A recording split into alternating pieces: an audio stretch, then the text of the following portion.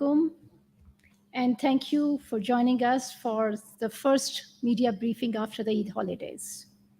Please also accept our Eid greetings.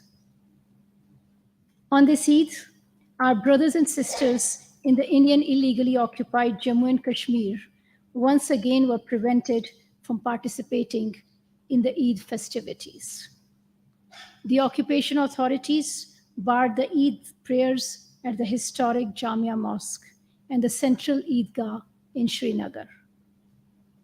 The head cleric of the Jamia Masjid and prominent Kashmiri leader Mirwais Umar Farooq remains under arbitrary house arrest since August 2019. For over 200 Fridays, he has not been able to address the Friday congregations from the Jamia Masjid's pulpit. We urge the Indian authorities to set Mirwais Umar Farooq free and bring an end to the restrictions imposed on Kashmiris that prevent them from freely practicing their religion. This week, we also remember the iconic Kashmiri youth leader, Burhan Wani, whose 7th martyrdom anniversary will be observed day after tomorrow on the 8th of July. Burhan Wani was one of the hundreds of Kashmiri youths who have been victims of extrajudicial killings perpetrated by the Indian occupation forces. While paying homage to him as the voice of the indigenous freedom movement of the Kashmiri people, we once again urge the Government of India to bring an end to the extrajudicial killings and desist from indiscriminate use of force against the Kashmiri people.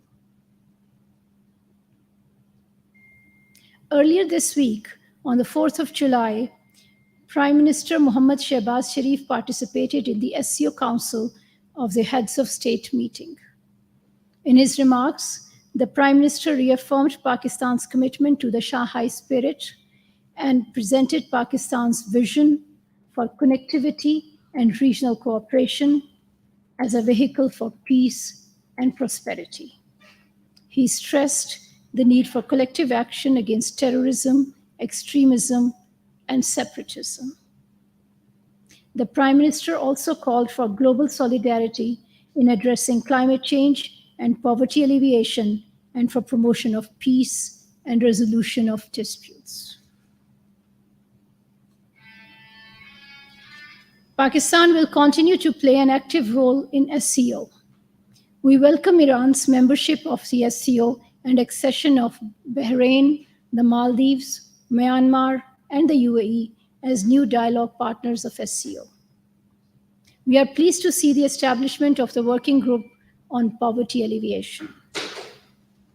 As announced by the Prime Minister, Pakistan will hold the SCO Conference on Transport Connectivity for Regional Poverty in the last quarter of 2023.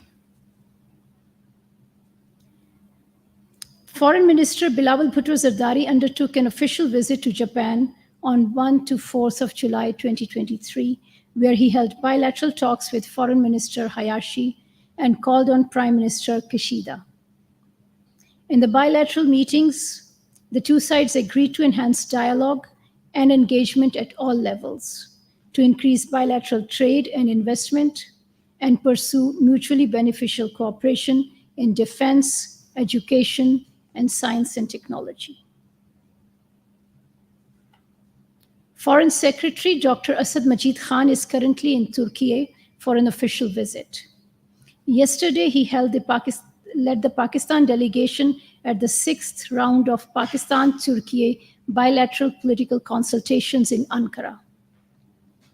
The two sides extensively discussed the entire range of bilateral cooperation covering political relations, trade, connectivity, defense, education, culture, and people-to-people contacts.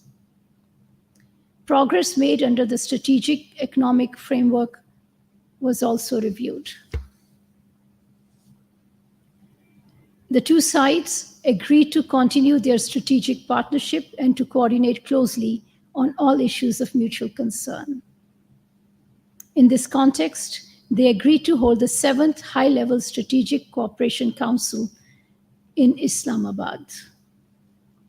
It was also agreed to enhance cooperation in science and technology, research and development, information technology, defense, health, education, agriculture, shipping, and maritime domains.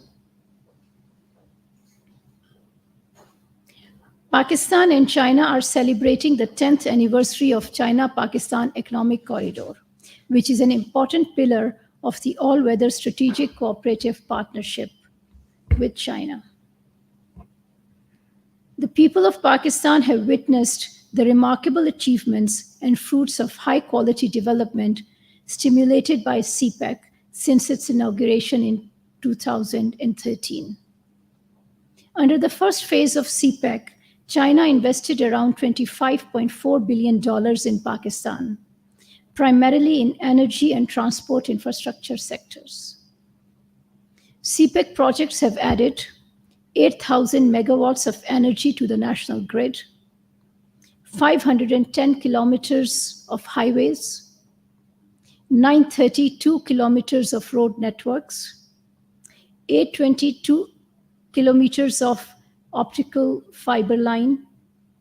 It has also created about 200,000 jobs in Pakistan. CPEC is also an important node in cross-regional connectivity. It is an inclusive and open platform for interested third parties to benefit from investment opportunities in CPEC priority areas, such as cooperation in industry, agriculture, information technology, science and technology, and oil and gas sectors. Both Pakistan and China remain committed to continued expansion and development of CPEC to promote win-win connectivity, development, and mutual prosperity. We will continue to push forward all CPEC projects in a safe, smooth, and high-quality manner, promoting cooperation in areas such as economy and trade, investment, industry, agriculture, health, and science and technology. Pakistan has strongly condemned the brutal Israeli raids and airstrikes in Jenin, resulting in multiple casualties. The people of Pakistan are outraged on this deliberate targeting of civilians. Such egregious and repeated attacks on the Palestinian people must end. We also believe that the Palestinians have a right to live peacefully in an independent state of Palestine based on pre-1967 borders with Al-Quds al-Sharif as its capital. As Pakistan celebrates the sanctity of the Holy Quran Day tomorrow, we strongly condemn the despicable acts of public burning of the Holy Quran in Sweden and other countries in Europe. We believe that such willful incitement to discrimination, hatred, and violence cannot be justified under the guise of freedom of expression. The recurrence of such Islamophobic incidents call into question the legal framework which permits such hate-driven acts. As a leading member of the OIC, Pakistan has called for an urgent debate on this important matter at the UN Human Rights Council. We also call for credible and concrete measures to prevent the rising incidents of xenophobia, Islamophobia, and anti-Muslim hatred. Finally, I have an important announcement. Foreign Minister of the Swiss Confederation, Federal Councillor Casses, will arrive in Pakistan for an official visit from 7th to 9th of July. The delegation includes 3 members of the Swiss Parliament and senior officials. Prime Minister of Pakistan had extended an invitation to Mr. Casses when they met in Geneva on the occasion of the International Conference on Climate Resilient Pakistan held on 9th of January this year. In Islamabad, Federal Councillor Cassis will call on the Prime Minister and meet with Minister for Climate Change, Ms. Sherry Rehman. He will visit the National Disaster Management Authority in Islamabad, where the two sides will discuss bilateral cooperation in disaster management.